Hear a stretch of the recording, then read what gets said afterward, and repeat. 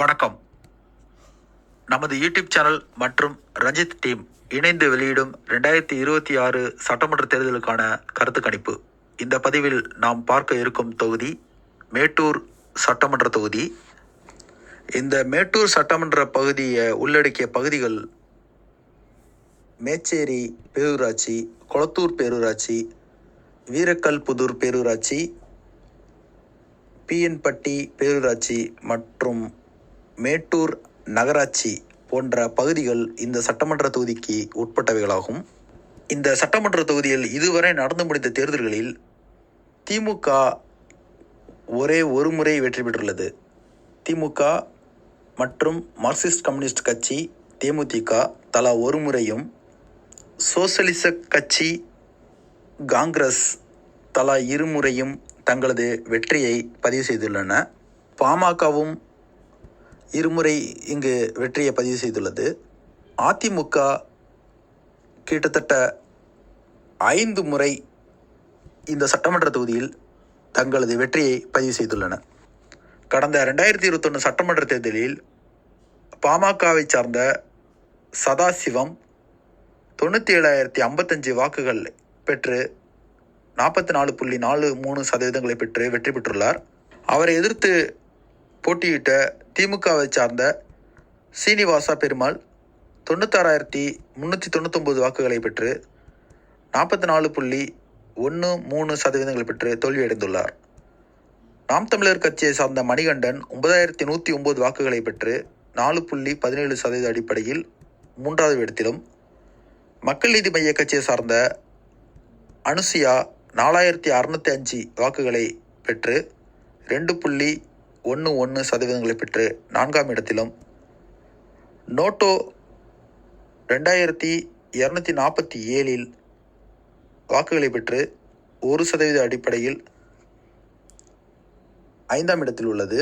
திமுகவை சார்ந்த சீனிவாசா பெருமாள் அவர்களை சதாசிவம் வெறும் 656 வாக்குகள் மட்டுமே கூடுதலாக பெற்று வெற்றி பெற்றுள்ளார்.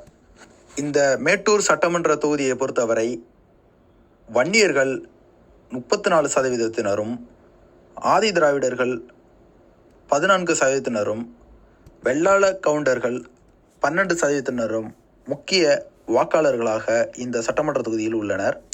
இந்த சட்டமன்ற தொகுதி ஒரு பொது தொகுதியாகும். இங்கு மொத்த வாக்காளர்கள் 2,74,547. அதில் ஆண்கள் 1,40,113, பெண்கள் 1,34,434. கடந்த 2021 சட்டமன்ற தேர்தலில் பதிவு செய்யப்பட்ட மொத்த வாக்குகள் 2,16,195. கிட்டத்தட்ட 79% வாக்குகளை இந்த பகுதி மக்கள் பதிவு செய்துள்ளனர்.